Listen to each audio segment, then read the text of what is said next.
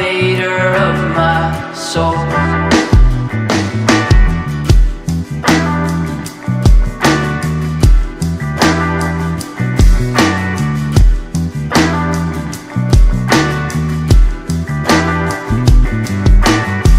There's no one that'll win me over. There's no devil that can turn me down.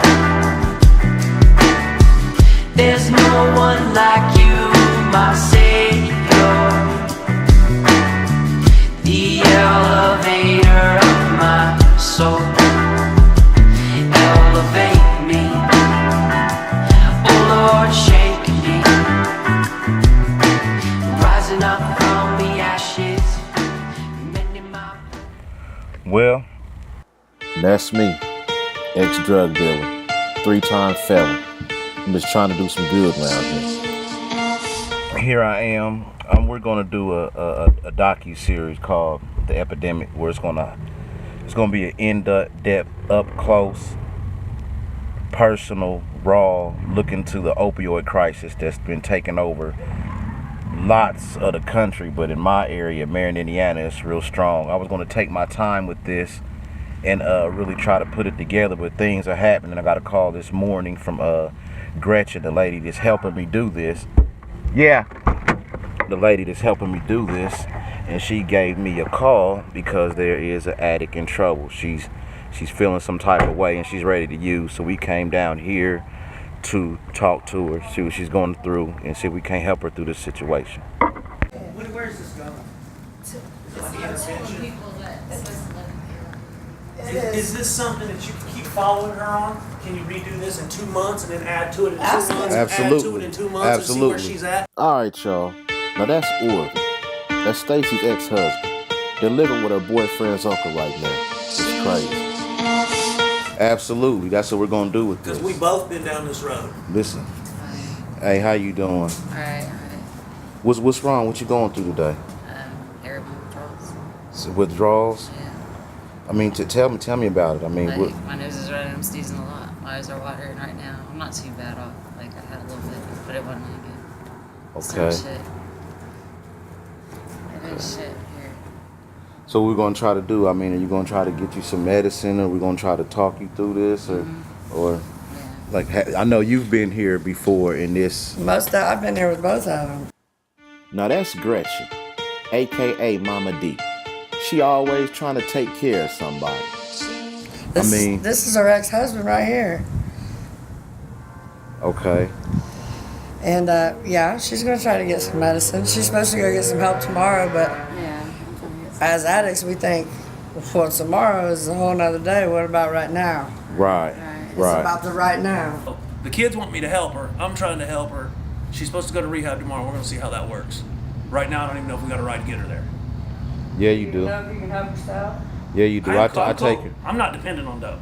No. Now, I have been. I just got out of where's the rehab at? Kokomo. St. Joe Hospital in Kokomo. It's a Trinity Center.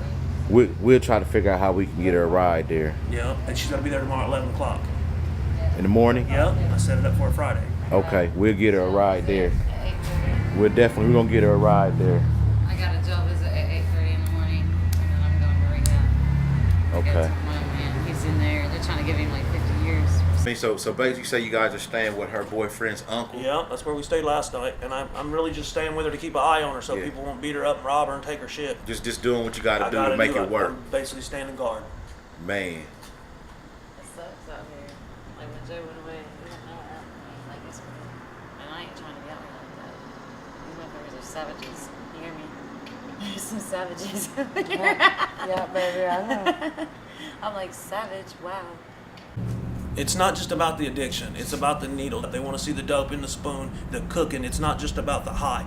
The high comes from preparing the dope, putting it in the needle, shoving it in your arm, tying off, pulling back, seeing the blood go in the syringe, hitting it, untying, it hitting the back of your head. You're peeling your shirt off. You're feeling the sweat. You wipe down with the ice. That's what the chase is. That's what everybody's after, the feeling, the rush.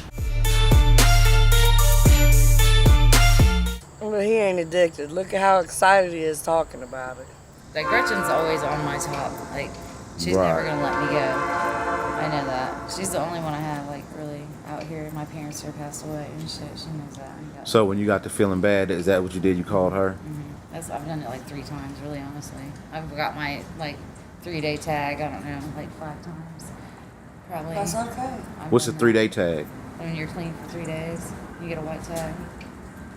1 to 3 days. I've been clean that long. When I was on Suboxone, I was good for 2 months. So what's the longest you've been clean since you've been using? 2 months. 2 months. Yeah. In 3 years. It's a long time. Yeah. It's like all the doctors was giving everybody pain pills. They just give her one drug to another. She runs out of one drug and she has to go replace it with another. It's Suboxone and heroin, and it just goes from one. They give her one drug to another. She does all of it, runs out, and she has to go get something else. It's a repeating cycle. The only way out of it is to be undependent free, unchemically dependent, because it's just a chase. She has nowhere to live, no car, no nothing. She's completely homeless. She's lost everything, and it's just a repeating cycle. Her boyfriend or whatever's in jail, facing 50 years for robbery. Everything's went bad. She's lost her kids. The kids don't want nothing to do with her. They want us to get back together, me to help her. I'm trying. We're gonna see what happens at rehab. A lot of times with the drug rehabs, they will turn you away because you don't have proper insurance. Sometimes you have to lie and say you're suicidal. If you say you're suicidal, any drug rehab cannot turn you away. On 3230 South Adams Street, Marion, Indiana, you will find a Step Above Barbershop and find Master Barber and Barber Instructor Antonio Brown, fading folks now. Over 60 years of experience among him and his 2 shop colleagues, James Dickey B. Hurd Dixon, and longtime barber vet Durant Boyd. So next time you need a touch-up, come get a top-notch cut and Dickey B. Fresh at a Step Above Barbershop, 3230 South Adams Street, Marion, Indiana. We're going out here to meet her uncle to get her some dope so she's not sick before she goes to rehab. I just did 14 and a half months on a 9-month bid in prison. I tried everything to go to drug rehabs before I went to prison. They wouldn't take me. I wanted to quit getting high on my own, so they sent me to prison. So I stayed there 14 and a half months. I got high the whole way. When I got out of prison, I quit getting high on my own. Now I still shoot dope if I want to, but I'm not chemically dependent. A lot of people would have a problem with that. However, I don't. I know where I'm at, and I know that I can't get high no more than 2 or 3 days at a time in a row, and then I have to lay off of it. Where's that going to lead you? That's very, very likely it could lead me back to chemically dependency. It very well could if I slip up, and I know that. Okay. Orvy's denial comes from the sickness we have in our mind. He's just been released from prison. And since he's not chemically dependent, physically dependent right now, he believes, chemically dependent that he calls it, he believes that he can stop when he wants to and pick up when he wants to have fun. But inevitably, it's not something we control once we start it. 1 is too many and 1,000 is never enough. Once he starts and gets going, it's an obsession of the mind, and it will take off, and he will be just as bad as when he was dead stamped in Marion General Hospital. You are a whole dead stamp at the hospital. Huh? I already know, Orvy. Oh yeah, I woke up, I had a sheet over my face. I know. Time of death stamp on my back. Took 3 weeks to get it washed off. And my question is, I don't know what the inking out is, but it took 3 weeks to when get is it off it going to be enough? I've had enough. Because believe it or not, we might not always got along the best, but I'm telling you one thing, is that I love everybody, and I definitely want you to be better, just like I want any of the rest of us. With my addiction, I had to quit my own addiction. This time right here, Do you even know what your addiction is? Yeah, everything. I'm allergic to everything. Alcohol, cocaine, crack, benzos. Your addiction is control, son. That might be. One of my biggest addictions is green money. Because it controls people. And that's what a lot of people don't understand. And you know, I've been to the hustle I've becomes read a big all part the of it. Art of Seduction, the 21 Laws of Seduction. I've read all these books, so I know how to make people want what I got. I know, that's what I'm saying. And she wanted us to go with her, go all the way through with her for her to get the dope and shoot it up. She wanted me to be with her while she shoot it up, but it is what it is. I'm a felon. I'm on probation. I can't be around that. So we had to let her go and let her do what it is that she want to do. And as Gretchen is going through her recovery and know what she's going through, it was emotional for Gretchen to give her a hug and a kiss as she watch her get into that car, hoping that she sees her again, because she knows once she's getting that car and leave and go with the dope man and she shoot that heroin up, she knows she might not make it back from that trip. So that's where we're at in the story now. We've dropped her off. She's ready to go shoot up to get herself better, to try to make it through another day, just so we can drop her off at rehab tomorrow. And we hope we see her again. So when we was talking, I noticed that when you hugged her when she got out the car, and she made you a promise. What was the promise that she made you? She said, "I promise I won't die." And how did that make you feel, knowing that she couldn't guarantee you that, because you know what she was getting ready to go shoot up? Right. It makes me hurt. It makes me hurt for her, and sometimes I'm still selfish, and it would make me hurt for me. But as long as the only thing I can do is make her aware that she can't promise that. Originally, I'm from Ohio. All right, y'all, that's tight. Recovering addict, about 2.5 years clean. I was born here. I always partied pretty hard through high school. You know, I was one of those kids that I guess was fun to be around. You know, I was always messed up. So it probably started back then. You know, I always drank too much. Dabbled with a little bit of this. Tell me about the first time, your first heroin use. How did that come about?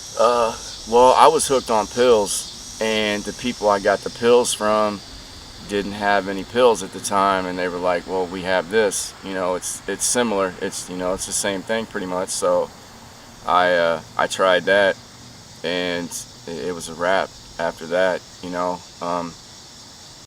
After we sat down and talked for a little while, he relaxed and loosened up a little bit more. Then he shared his first experience he ever had with physical withdrawal. It didn't take very long after that, you know, for the complete physical addiction to happen. And I still remember the first time I was dope sick. I didn't know it. I thought I was getting a cold or something. Somebody picked me up, and you know, I was sniffling around, and I said, "Man, I think I'm getting sick." And they were like, "No, you're not. You're getting dope sick." About 30 minutes later, when I did a bump, I felt better, and then it hit me. I realized that I was addicted. And these are the chances you take with addicts. And why do I know? Because I've lived that life. And the thing is, she won't even think for hours about that I'm sitting here wondering if she's alive or if she's just playing around. I just pray that one day she will.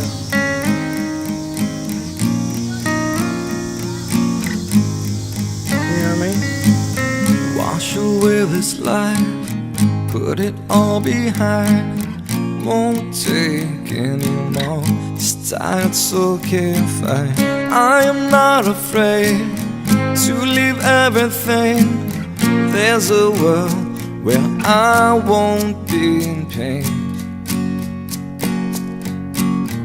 Surround me, surround me.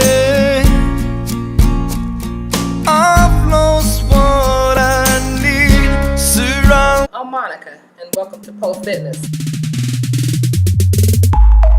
Pole Fitness, a unique way for ladies to get fit, gain confidence, and take control. A one-time membership fee of $25 and $10 a class. Pole Fitness will get you fit.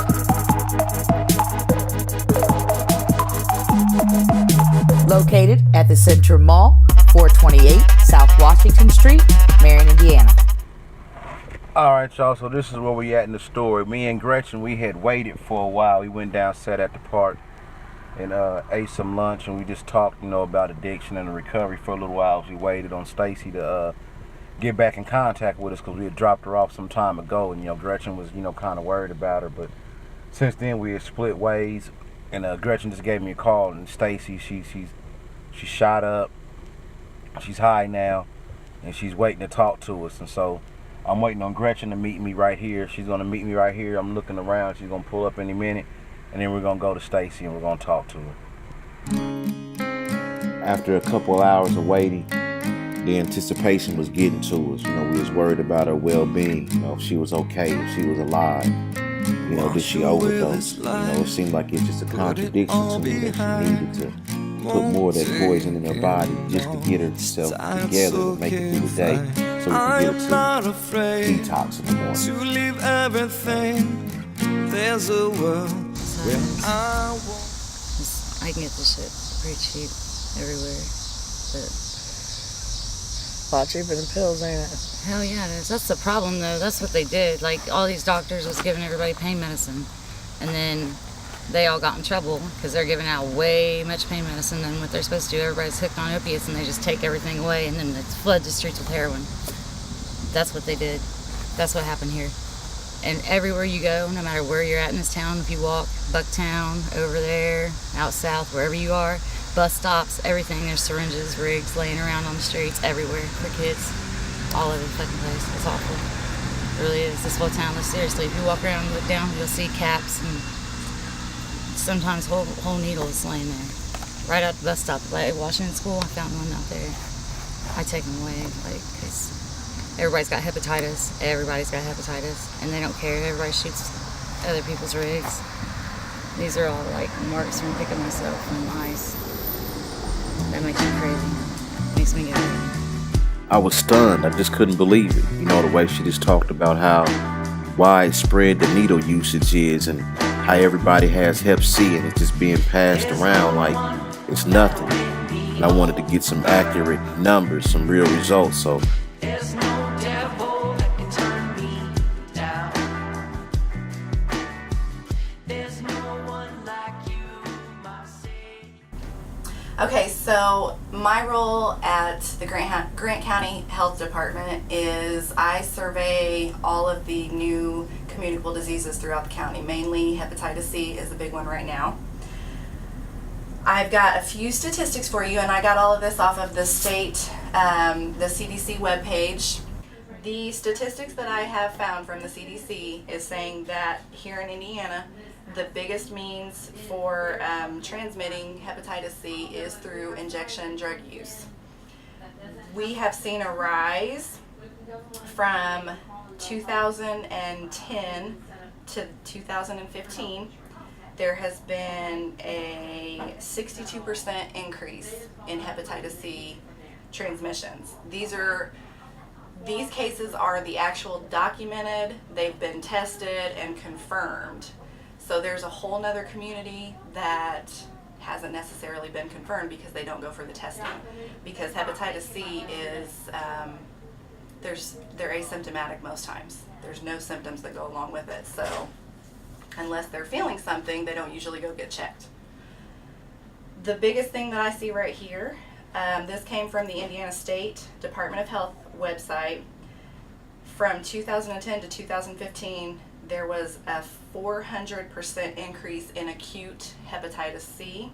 It went from 28 cases to 140 confirmed cases. Like I said, that's from 2010 to 2015. The statistics that we have for this year won't be out until next year because the state always kind of runs a little bit behind on getting those accurate numbers for people. So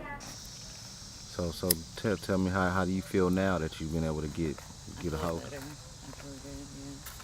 Feel normal, like how you would when you're normal. I don't really get I don't know, sometimes we go to South Bend and get some good shit and then you'll be knocked the fuck out, but I don't really like getting like that. I just get good, you know what I mean? I kept my tolerance down. Like, look, dude, when I went to rehab the first time, I swear to God to you, I had a 7-gram day habit. I had 2 dudes dropping off 15 G's. I sold 15 and kept the other 15 and split it with my dude and did it. That was no bullshit. That was a rough life.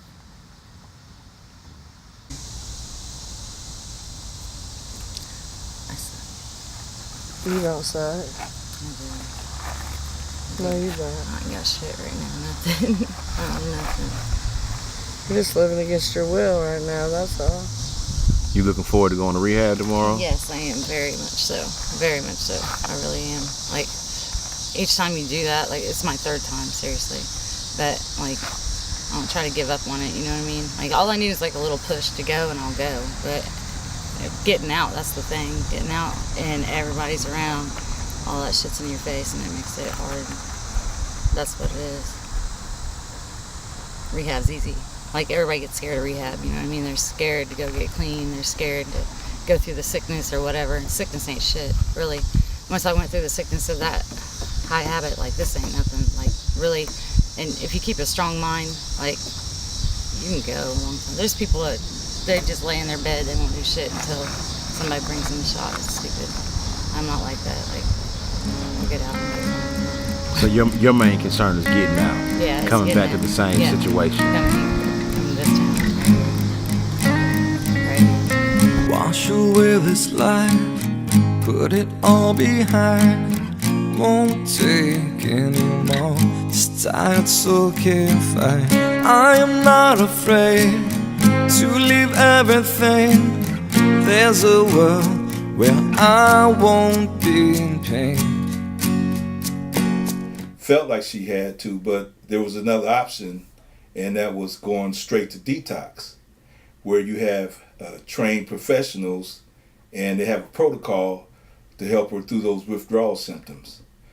That's easy said. However, if you don't have the people that's willing to assist you, if you don't have the transportation and you don't have the facility that's willing to take you to detox, then it becomes the other dilemma with this opioid epidemic. Go ahead. Personally, as a recovering alcoholic and drug addict, going 25 years clean and sober, one of the main needs here is treatment. And that's one of the things that it's not just a thing, it's a solution. It's treatment and a person being able to develop a recovery support network. And what I'm seeing now is what's happened is it's done hit the suburbs, it's done hit places like Noblesville, places in Columbus, Ohio, the outlying counties, and that's made a difference. And putting it bluntly, when it started affecting the white kids, young white kids, then they marshaled the forces. Now, that's not a bad thing, but at the same time, this is could have been addressed sooner. And one of the things that took place was when they shut down a lot of the opiate mills, then they wasn't prepared and they wasn't listening when we were saying, 5 or 6 years ago, the next thing coming in behind is going to be the heroin. One of the most important reasons that I came involved right now, I was a treatment counselor at Milestone.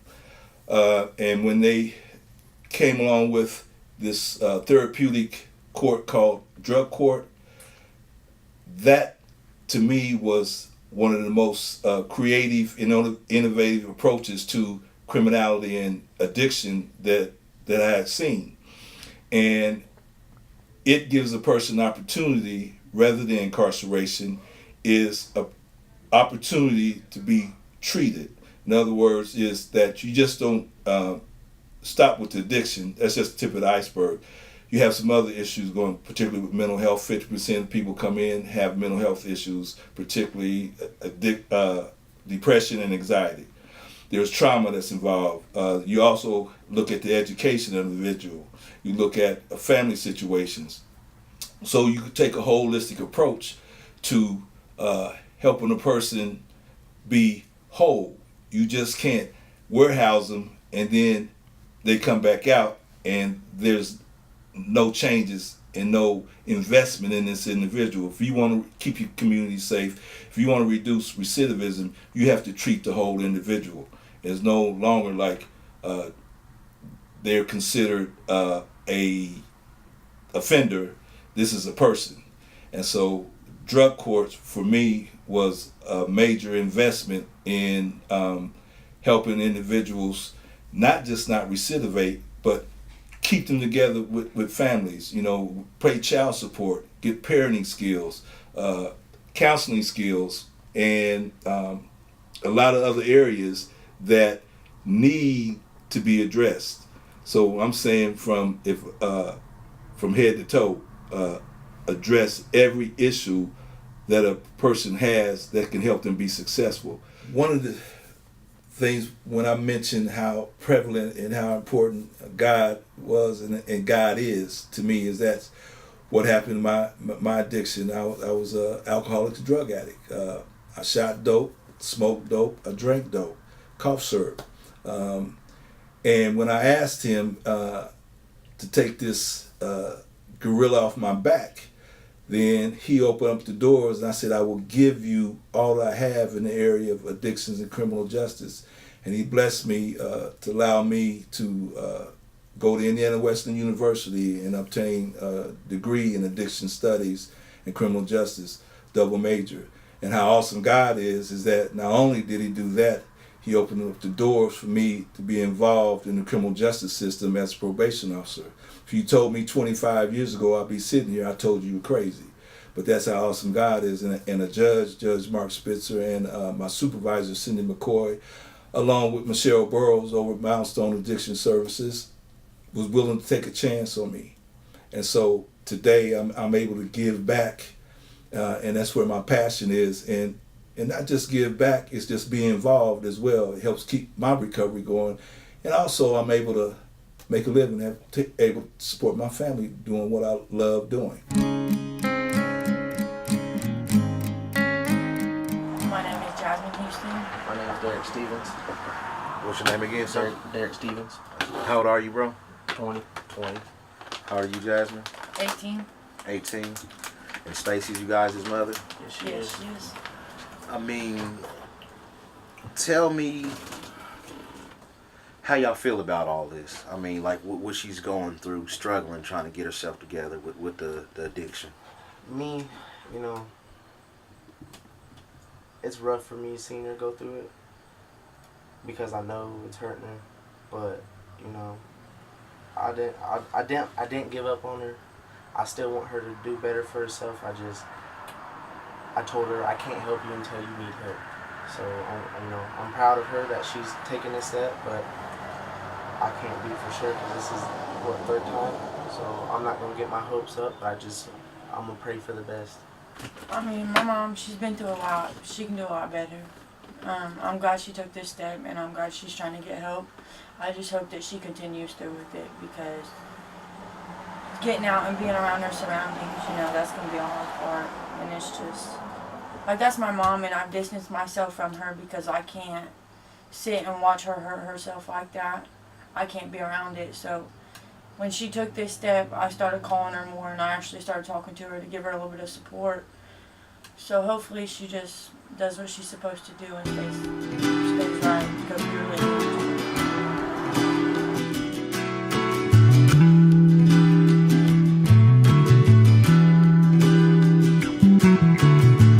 There's no